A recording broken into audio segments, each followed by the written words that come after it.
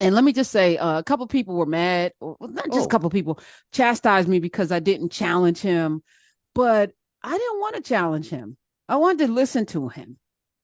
I feel I did a little research. Cenk is a smart man, yeah. who has studied much. I think he thinks through things.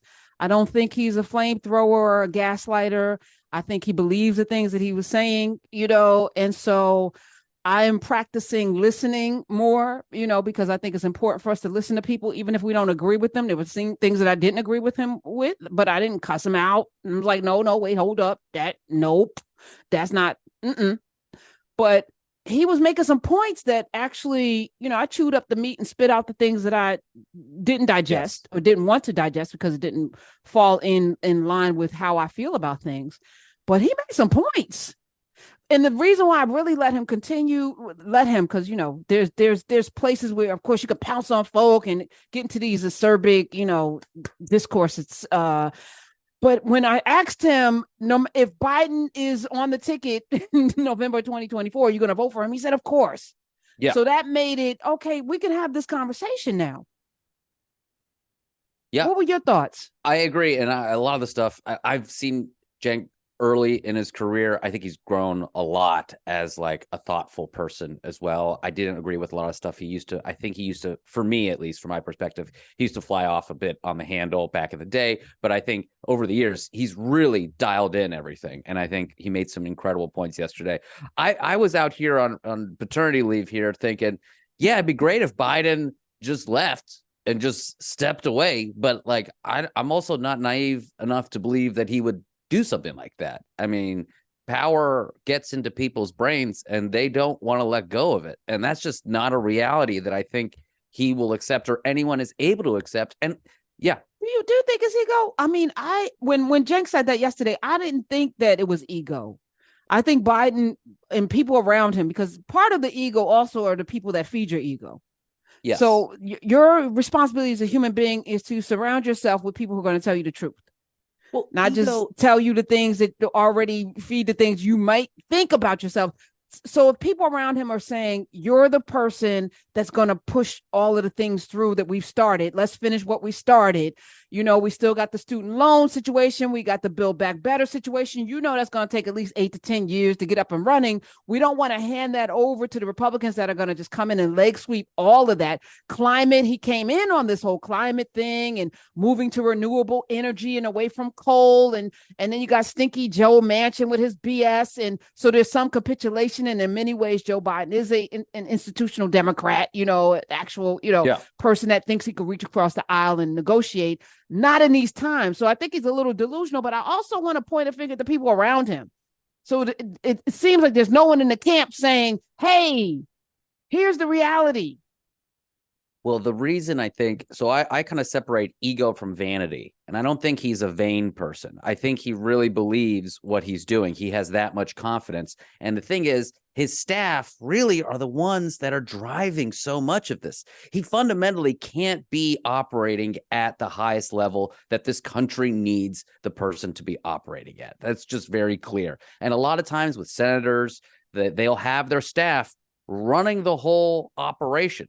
So, of course, his staff is not going to be like, you know what, President Biden, I think you should step down and I'll be out of a job here.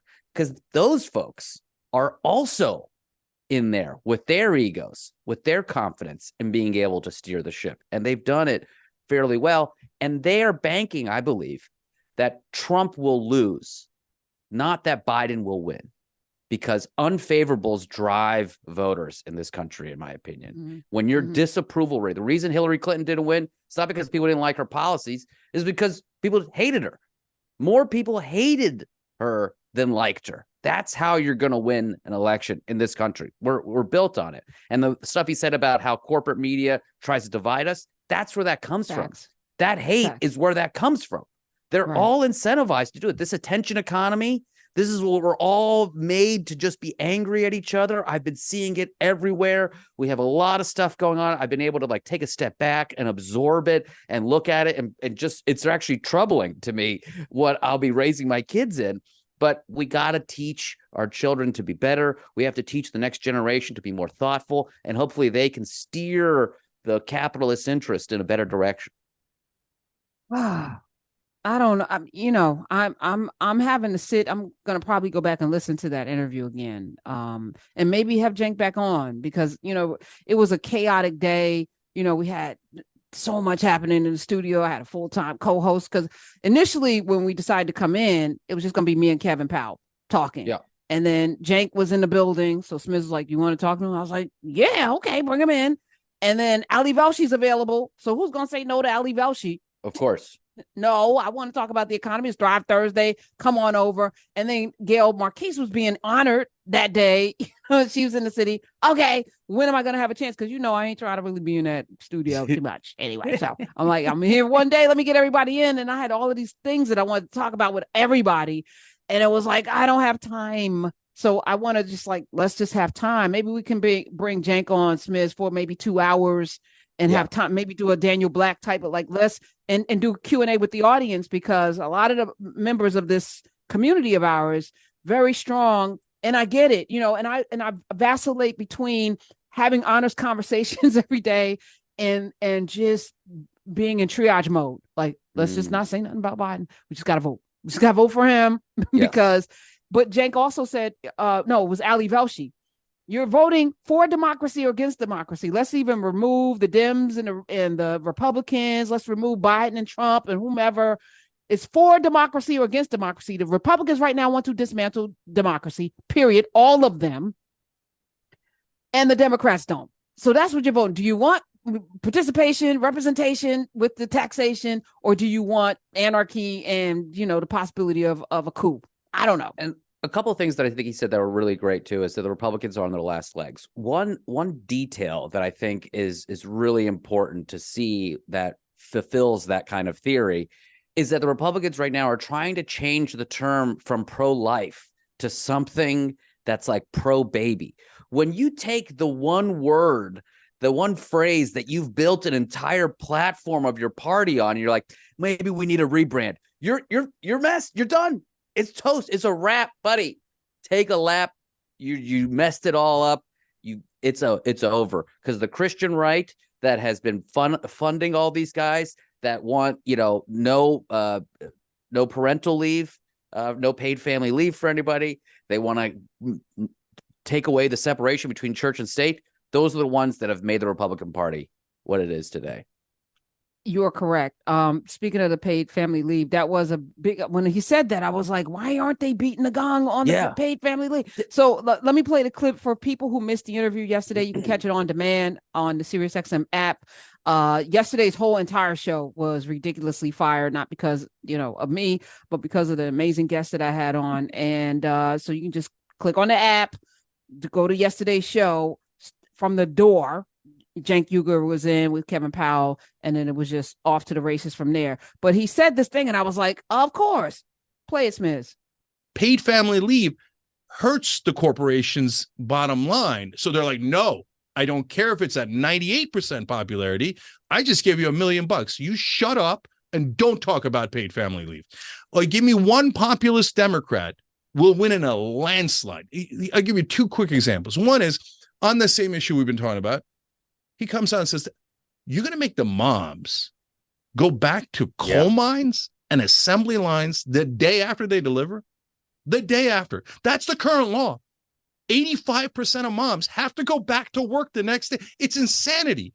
It's insane. No other developed country does it. Most non-developed countries don't do it.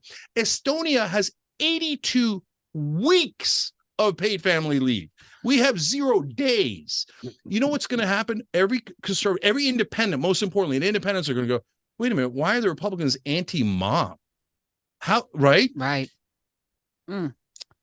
As someone who is now on unpaid family leave, Sina Ghaznavi is here. Now, are you on paid family leave? What kind of state of California? The state of California provides a form of paid leave. But I'm not getting paid for my company, but the state covers a certain amount of my salary. So for 8 weeks that I'm off, I'm getting a little bit of money. Okay. And how does that work? Is that part of your insurance? Yeah, you just file. I guess you pay into like unemployment? Yeah, something like that. Wow.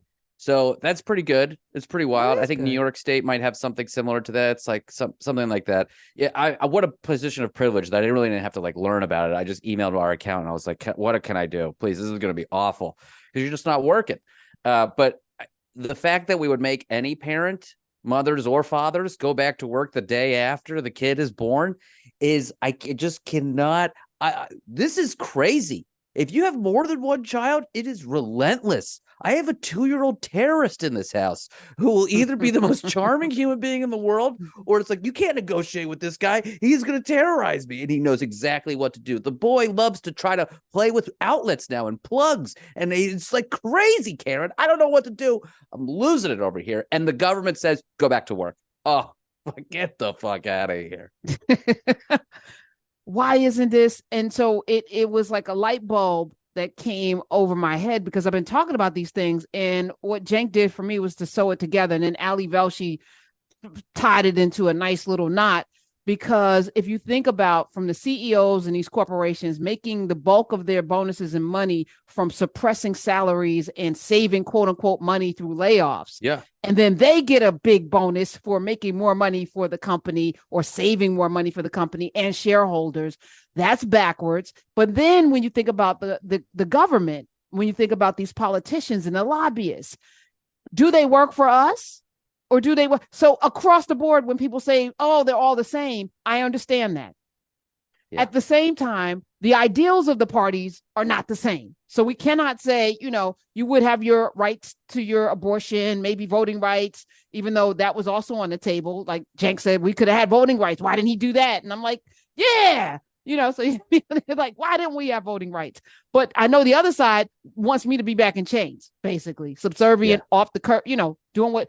So I'm willing to, stave off voting rights for now. But, at some point, there's going to have to be a reckoning in this country, don't you think? And the reckoning needs to come in the form of strong politics, powerful moves that the Democratic Party needs to make. Gavin Newsom, I remember you guys mentioned him a little bit during the interview of him as a potential replacement to Joe Biden. And would that be a problem because he's from California? The thing I think that's great about Gavin Newsom is that he's a fighter. He's going on Truth Social and yelling at people. He's going out in the media. And when Governor DeSantis shoots shots at him, he's shooting right back. These are things that we need. Someone that can, a governor, which I agree with, that can speak to the gut of America. That's what we need. Joe, this whole unity thing is, I'm sorry, it's a wrap. It's not today. Okay. So you agree with any governor and you agree with him that Biden Harris should step down? The way to have peace is through overwhelming force. And we need someone to provide that against the Republicans in this election. All right. I'm going to say something, and I don't know who agrees or not. I don't care. 866-801-8255. My hope was that Biden would have stepped down or at least announced 2 years in, I'm not going to seek a second term. Kamala Harris is going to be my successor because that's what you do. You set your successor up to win. And then she could step into her full role because anybody who's a number two anywhere, that you have to mute yourself to be, okay. You know what I'm saying? Like you can't be you can't be yourself if you're not in charge. If the person is in charge, they're going to always feel threatened by that, right? Well, unless you set it up that this is my successor, then I'm imbuing her with all of the things that we saw in the Senate when she was holding everybody's feet to the fire. I think people forget when she was in the Senate, she was badass, right? But now she has to kind of hold the water of the president, which is the role of the vice president. You're not supposed to supersede the man. So I get all of that too. I wish he would have done that, but he did not. And I feel like in many ways, he stunted her ability to step into that presidential role because while she's been all over the world and represented a whole lot of things, done some things, out there, it's not presidential as much as it is vice presidential, So wow. I'm just really disappointed that didn't happen. 866-801-8255. But that said, if that's the ticket in November, I'm voting for it. Yeah. Do you think that Kamala, if she was running, she'd have a problem because people kind of think of her as a cop? Well, as a person that will respect her office, Vice President Harris I don't know her like that. We ain't friends. Vice President Harris. No, I think that's one of those tropes that's being leveled against her because no, she wasn't a cop. She was prosecuting. She was upstanding, holding up the law. Right. Don't you know what I'm saying? She wasn't putting even that truancy thing. It's like, let's stop using the very narrative that folk are using to undermine her to then pile on. No, I'm not. No, that has not. No more so than the super predator thing bothered me with Hillary. Right? You didn't mind that. I'm of course I minded, Right. but it wasn't going to stop me from voting between yeah. her and Trump. Like there's no question. This man called for the death penalty for boys that weren't even convicted yet, and then we find out it was wrong, and he took out ads and papers. There's no comparison. Like, and to that point, this election, if we can remove Trump from this election, this is the nail in the coffin. It's a wrap for him after this. I don't think he's ever going to be able to come back. 2 losses in a row for a presidential thing. One failed coup attempt. I don't think he's got another one in him. I don't think he's going to be on the ballot. I don't think he's going to be in the mix in November of 20. You don't think he's going to win the primary? Or you think he's going to be in prison? I think he's going to be in prison. And I also think he's not going to be in the mix. I don't know what that means, but I just feel like he's not going to be in the mix. So who's your leading, not personally, I think it's going to be probably Nikki Haley. Yeah, Nikki. I think Nikki Haley's going to emerge. I see the hair. And I hope I'm wrong about everything. So let me just say that. Don't we all? I'm not trying to be Negro Damas today, but yeah, this is what I see on the horizon. 866-801-8255. Yeah, I think it's going to be Nikki Haley. And I think if it is Nikki Haley, I think it's going to be more difficult than you think. I think everyone thinks she's an easy layup, and I don't think she's an easy layup. I don't think she's an easy layup at all. I think she's a very competent, very strong candidate, and especially in a general. If she gets out of the primaries, this is big trouble in the general. Yeah, that's what I'm saying. So we busy worrying about Trump. This is what I was thinking yesterday too. I'm like, Trump ain't even gonna be in the picture. I think he's a non-mother effing factor at this point, right? So then what do you do with that? What do you do with the Nikki Haley? Because I don't hear too many people, and she's being real nasty and crafty, talking to her base. Like, do you want this black woman? Because that's how it's set up now. Yeah. Right. And it's so nasty. 866-801-8255. We're so not ready. We're so not ready. We're so in our feelings and so not ready for the fight that we're going to be in.